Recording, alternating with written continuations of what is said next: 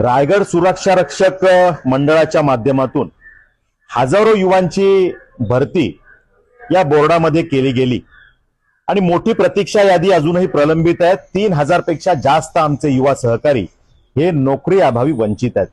या विषयाचा सातत्याने मी पाठपुरावा करतोय। गेल्या अधिवेशनात हा विषय प्रामुख्याने मांडण्याचा आपण प्रयत्न केला, या विषयाला वाचा फोडण्याचा आपला प्रयत्न होता। त्या विषयाची एक बैठक 9 जुलैला 2025 रोजी आपण लावली होती।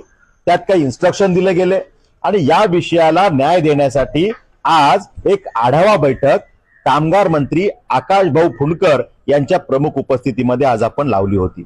या विषयामध्ये सगळे अधिकारी उपस्थित होते आणि यात जी चर्चा झाली यात मी प्रामुख्याने मागणी केली की रायगड जिल्ह्यामध्ये जेवढ्या आस्थापना आहेत, जेवढ्या कंपन्या आहेत, खरं तर यांनी रायगड सुरक्षा रक्षक मंडळाचेच गार्ड घेणं बंधनकारक आहे। जर ते घेणार नसतील तर ज्या प्रायव्हेट एजन्सीकडनं ते गार्ड घेणार आहेत त्या एजन्सीनी एक्झम्पशन म्हणजे सूट घेतलेली असणं बंधनकारक आहे।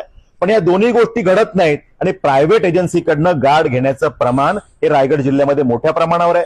मग याच्यावरती अधिकारी काय कार्यवाही करतात? त्या ठिकाणी अधिकाऱ्यांच्या उदासीन मानसिकतेमुळे खरं तर हे आमचे सहकारी युवा जे प्रतीक्षा यादीत आहेत त्यांना नोकऱ्या मिळत नाहीयेत आणि त्यामुळे या विषयाची मांडणी आपण कामगार मंत्री महोदयांसमोर केली आणि त्यांना सांगितलं की या विषयामध्ये कार्यवाही केली पाहिजे। यामध्ये तात्काळ एक मेगा ड्राईव्ह लावला पाहिजे, जास्तीचे अधिकारी बाहेर न बोलवून 1 महिन्याचा टाइम बाउंड प्रोग्राम केला पाहिजे आणि या कंपन्यांना व्हिजिट करून जिथे जिथे हे प्रायव्हेट एजन्सीची लोक काम करतायत यांच्यावर कार्यवाही करून बोर्डाचेच गार्ड घेण्यासाठी त्यांना बंधनकारक केलं पाहिजे किंवा किमान सूट असलेली त्या ठिकाणी एजन्सी, एक्झम्पशन घेतलेली सिक्युरिटी गार्ड एजन्सी ही त्या ठिकाणी लावली पाहिजे। अशा पद्धतीने आपण मागणी केली। कामगार मंत्री महोदयांनी त्यामध्ये सकारात्मक निर्देश दिलेले आहेत। त्याचबरोबरीने मी मागणी केली की बृहन्मुंबई आणि ठाणे बोर्ड जे आहे त्यांचे काही गार्ड हे रायगडच्या हद्दीमध्ये काम करताना दिसतात। पण ती मंडळी जर का रायगडच्या हद्दीत काम करतील तर मग आमचे गार्ड कुठे काम करणार? हा प्रश्न सुद्धा आपण विचारला आणि यात सुद्धा मंत्री महोदयांनी सकारात्मक निर्देश दिले आणि या ठाणे आणि बृहन्मुंबई बोर्डाचे जे कोणी कामगार असतील ते विड्रॉ करावे, ते काढावे आणि तिथे रायगड बोर्डाच्या आमच्या सहकार्यांना, युवांना संधी द्यावी, हे सुद्धा निर्देश त्या ठिकाणी दिलेले आहेत।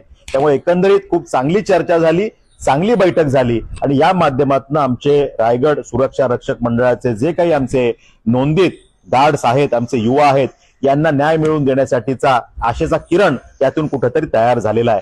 त्यामुळे या विषयाचा सातत्यपूर्ण पाठपुरावा आपण करतोय। हा न्याय पूर्ण मिळेपर्यंत या विषयाचा पाठपुरावा मी करत राहणार आहे। पण या विषयाचा मेगा ड्राईव्ह आता या महिनाभरात आपल्याला दिसेल आणि त्या माध्यमातून जास्तीत जास्त आस्थापना बोर्डाकडे नोंदित होतील, जेणेकरून आपल्या युवांना त्या आस्थापनांमध्ये नोकऱ्या मिळण्याचा मार्ग मोकळा होऊ शकेल।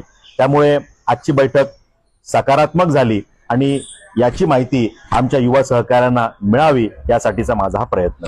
धन्यवाद।